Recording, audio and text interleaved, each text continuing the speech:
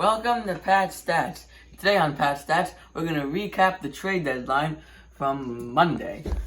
So, I feel like there were more moves that were made than I thought. Not like a lot, but more than I thought.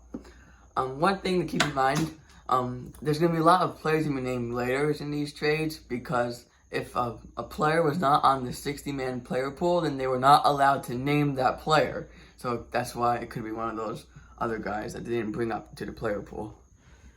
So we'll grade all the moves for each team, starting with the Diamondbacks, who added prospects in Caleb Smith, but also they traded away Archie Bradley, Robbie Ray, Andrew Chafin, and Starling Marte. They're not good this year, so I think these are the right moves, and they did a pretty good job with it, so I think they get a B.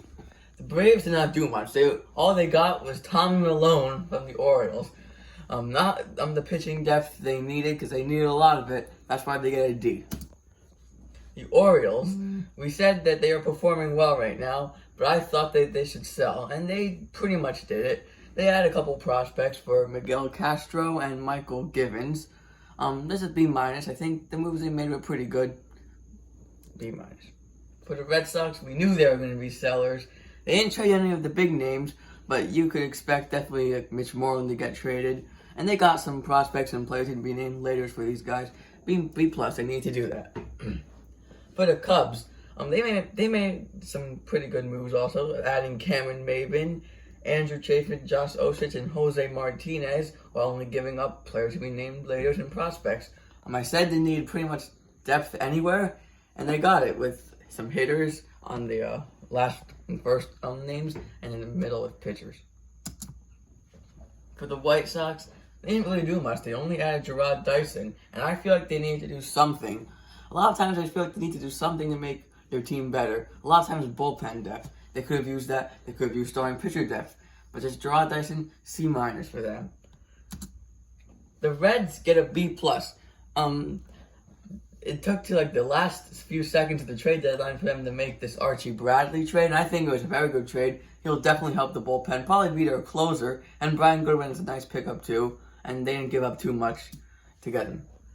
The Indians, they made the big trade, trading Mike Clevenger to the Padres, and I think overall that trade for the Indians is a B. They got a lot back, and 6 players, I believe, so the chances of one of those players being good is pretty high.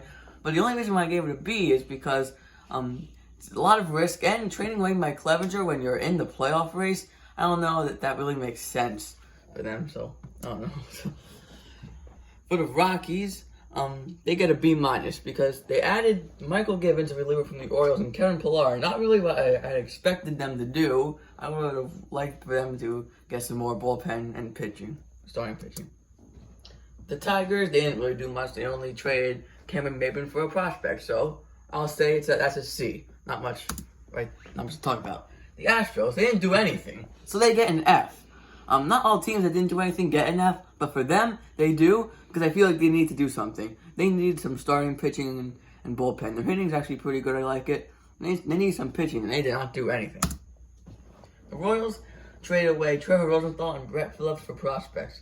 And they get a C+, because I feel like there are a couple other guys that could have traded, like Danny Duffy or even Whit Merrifield, for better prospects. They are in full rebuild mode right now. It won't be too far from now when they're good, but they could have had a good chance to get some more back. For the Angels, they got some prospects, and Franklin Barreto, who's pretty good from the A's, but they also gave up Jason Castro, Brian Goodwin, and Tommy La Stella in other trades. So overall, this is a B, because I do like these moves. I think they need to do that since they're not really close to the playoffs at the moment.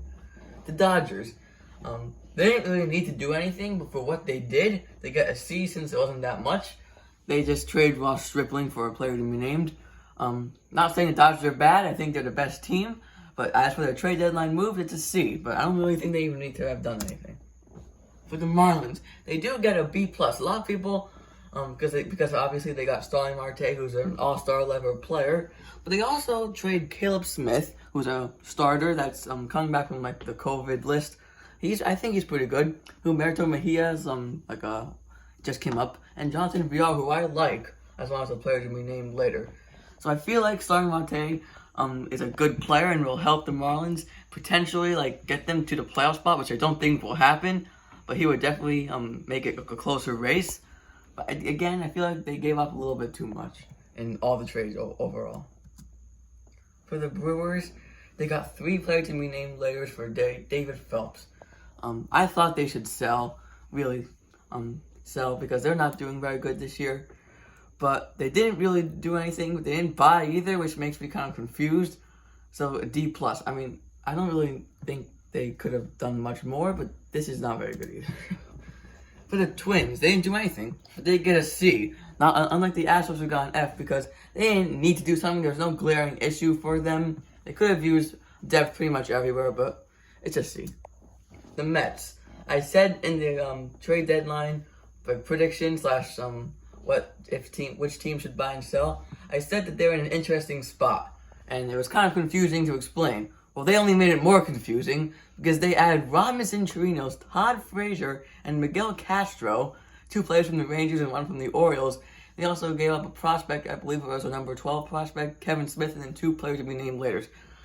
Overall, the trades themselves are good, which is what boosts the grade, but I just don't understand their thinking here of why they need the players, especially Chirinos. I don't know.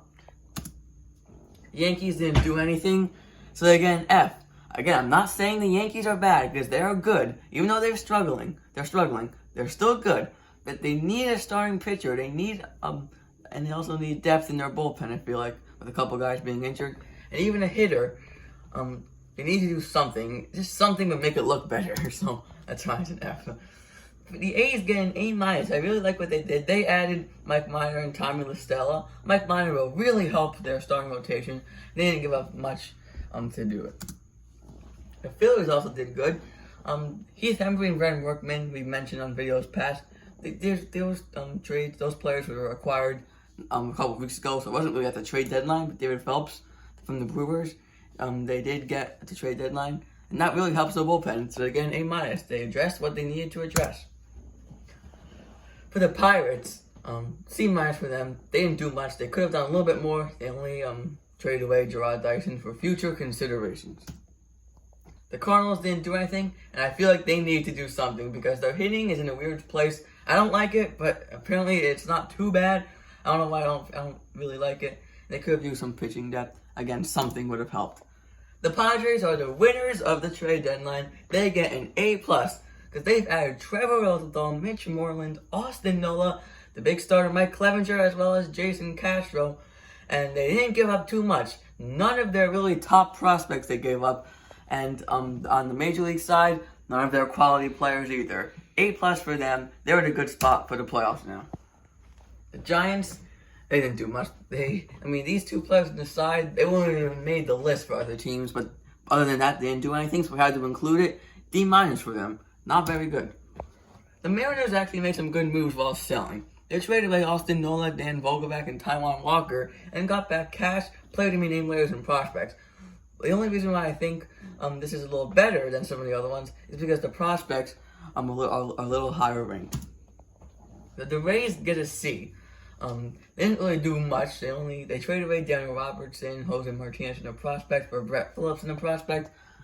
They didn't really need to do anything. Do I think this makes them better? No. But are they worse now? No. There's no glaring issues for this team, so that's why they just get a C. The Rangers had a chance to get a lot back for Lance Lynn, but they did not.